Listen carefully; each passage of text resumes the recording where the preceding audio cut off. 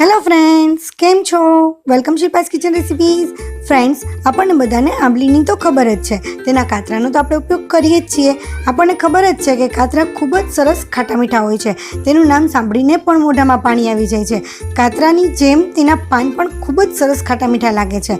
આ પાન પણ ઘણા લોકોએ ખાધા જ હશે. ફ્રેન્ડ્સ, જો તમે કોઈ ખાધા હોય તો મને કમેન્ટમાં કહેજો કે તમને કેવા લાગે છે. તો આજે હું આંબલીના પાનની એક મસ્ત ટેસ્ટી અને ચટપટી એવી રેસીપી લઈને આવી છું. તમે આ પાનની આ રીતે રેસીપી બનાવીને ક્યારેય નહીં ખાધી હોય, અને જો તમે કોઈએ બનાવી હોય તો મને કમેન્ટમાં કહેજો કે તમે કઈ રેસીપી બનાવી છે. તો ફ્રેન્ડ્સ, રેસીપી સ્ટાર્ટ કરીએ પહેલાં તમને એક રિક્વેસ્ટ છે કે જો તમે મારી ચેનલને હજુ સુધી સબસ્ક્રાઇબ નથી કર્યું તો નીચે જે લાલ કલરનું સબસ્ક્રાઇબ આપેલું છે તેને પ્રેસ કરી અને બાજુમાં જે બેલ આવે તેને પણ પ્રેસ કરી અને ઓલ પ્રેસ કરી લેજો, જેથી મારા નવા બધા જ વિડીયોની નોટિફિકેશન તરત મળી રહે. અને આ બિલકુલ ફ્રી છે, હું આવી નવી રેસીપીસ લાવતી રહું છું. જો તમે મારું સબસ્ક્રાઇબ ગ્રે કલરનું છે તો તમે પહેલેથી જ સબસ્ક્રાઇબ કરવું છે, બીજી વખત કરવાનું નથી. ફ્રેન્ડ્સ, સૌથી પહેલાં મેં અહીંયા આંબલીના પાન લીધા છે, અને આંબલીના પાન જે છે એકદમ સરસ કૂણા કૂણા લેવાના છે. તમે જોઈ શકો છો કે મારા આંબલીના પાન એકદમ સરસ કૂણા છે. મેં અહીં તેને ધોઈ અને સાફ કરી લીધા છે. આ રીતના કૂણા પાન જ લેવાના છે. વધારે કૂણા હશે તો વધારે સારું. એકદમ જે ઝીણા ઝીણા પાન આવે છે હું તમને બતાવું છું. જો આ રીતે જે એકદમ સરસ ઝીણા અને કૂણા પાન હોય એ વધારે સારું છે. તો આ રીતે મેં બધા પાન લઈ લીધા છે, અને હવે એને આ રીતે પાન અલગ કરી લેવાના છે. એની ડાળખીથી આરામથી પાન અલગ થઈ જશે. તમે જોઈ શકો છો કે બંને સાઈડથી પાન અલગ થઈ જાય છે. આ રીતે મેં બધા પાન અલગ કરી લીધા છે. તમે જોઈ શકો છો કે સરસ પાન અલગ થઈ ગયા છે.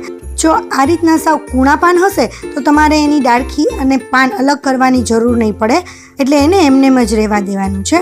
હવે આ પાનને આપણે સાઈડમાં રાખી દઈએ અને બધા બીજા મસાલાની તૈયારી કરી લઈએ. અહીંયા મેં 3 ચમચી ખાંડ લીધી છે. ત્યાર પછી 10 થી 12 મરીના દાણા છે. 1/4 ટીસ્પૂન સંચર લીધું છે. 1/4 ટીસ્પૂન ચાટ મસાલો લીધો છે. અડધી ચમચી મીઠું અને 1/4 ટીસ્પૂન હિંગ લીધી છે. ત્યાર પછી આંબલીના પાન છે. જેટલા આંબલીના પાન છે સામે એટલી જ કોથમરી લેવાની છે, અને કોથમરી દાંડલા સહિત લેવાની છે. એનો ટેસ્ટ વધારે સરસ આવે છે. તમારે જેટલું તીખું કરવું હોય એટલું મરચાં નાખવાના છે તમારા ટેસ્ટ પ્રમાણે. 1 ઇંચ કટકો આદુનો લેવાનો છે. તમે જોઈ શકો છો કે એમાં રેસા રેસા હોય છે, એ આપણે આ રીતે કટ કરી લેવાના છે, એટલે એના રેસા કટ થઈ જાય અને આપણું આદુ બરાબર રીતે ક્રશ થઈ જાય. આ રીતે રેસા કટ થાય એ સાઈડથી જ આપણે આદુને કટ કરવાનું છે, અને રેસા કટ થઈ જવા જોઈએ. તમે જોઈ શકો છો કે આપણે બધા કટકા થઈ ગયા છે. ત્યાર પછી મેં અહીંયા ટેસ્ટ પ્રમાણે થોડો ફુદીનો લીધો છે. તમે તમારા ટેસ્ટ પ્રમાણે લઈ શકો છો ફુદીનો. હવે અત્યારે આને આપણે સાઈડમાં રાખી દઈએ, અને જે મસાલા હતા એને આપણે મિક્સર જારમાં ક્રશ કરી લઈએ બધા મસાલાને. ફ્રેન્ડ્સ, તમને મારી આ રેસીપીમાં કોઈ પ્રશ્ન હોય કે પછી તમારે કોઈ નવી રેસીપી શીખવી હોય તો મને કમેન્ટમાં જણાવજો, અને રેસીપી ગમે તો એક લાઈક આપી દેજો. આપણા મસાલા બધા ક્રશ થઈ ગયા છે. તમે અહીં જોઈ શકો છો કે આપણા જે ખાંડ છે એને એકદમ સરસ પાવડર ફોર્મમાં કરી લેવાનું છે. ત્યાર પછી હવે આપણા જે બીજા ઇન્ગ્રીડિયન્ટ્સ હતા એ આપણે એની અંદર એડ કરી દઈશું, પણ બધા એકી સાથે એડ નહીં કરીએ. પહેલાં મરચાં, આદુ અને ફુદીનો ત્રણેય એડ કરી દઈએ. બધા ના એડ કરવાનું કારણ એ છે કે આપણું મિક્સર જારનું જે ખાનું છે એ નાનું છે, એટલા માટે આપણે થોડા થોડા ઇન્ગ્રીડિયન્ટ્સ એડ કરતા જઈશું. હવે આપણું આ સરસ રીતે ક્રશ થઈ ગયું છે, અને જે બાકીના વધેલા છે એ ઇન્ગ્રીડિયન્ટ્સ આપણે એમાં એડ કરી દઈએ.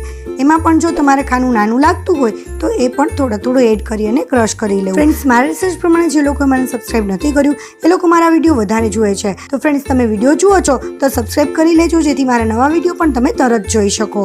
આ રીતે બધું જ ક્રશ ધીમે ધીમે આપણે કરી લઈએ. ફ્રેન્ડ્સ, તમે મને FB, ઇન્સ્ટા કે ટેલિગ્રામ પર પણ ફોલો કરી શકો છો, જેની લિંક મેં નીચે ડિસ્ક્રિપ્શન બોક્સમાં આપી દીધેલી છે. ફ્રેન્ડ્સ, હવે આપણે બધું ક્રશ થઈ ગયું છે સરસ રીતે, અને એને આપણે એક વાસણમાં કાઢી લઈશું. ઢાંકણમાંથી પણ બધું લઈ લેવાનું છે. તમે જોઈ શકો છો કે આપણી જે આ ચટણી છે એકદમ ટેસ્ટી અને ખૂબ જ સરસ સ્વાદિષ્ટ બની છે, અને એકદમ ઘાટી. તમે કોઈ પણ રેસીપી સાથે આને સર્વ કરી શકો છો. ખૂબ જ ટેસ્ટી અને ખાટી મીઠી લાગે છે. સમોસા હોય કે પછી સેન્ડવિચ હોય, આ ચટણી એની સાથે ખૂબ જ ટેસ્ટી લાગે છે.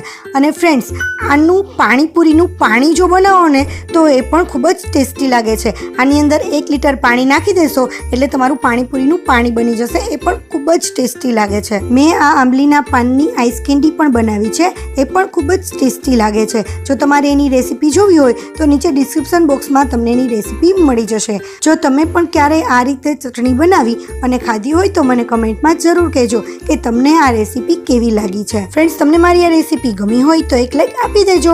અને હા, આવી જ નવી રેસીપીઝ જોવા માટે મારી ચેનલને સબસ્ક્રાઇબ કરવાનું ના ભૂલતા. Thank you for watching. Next recipe સાથે ફરીથી મળીશું. ત્યાં સુધી બાય બાય, ટેક કેર.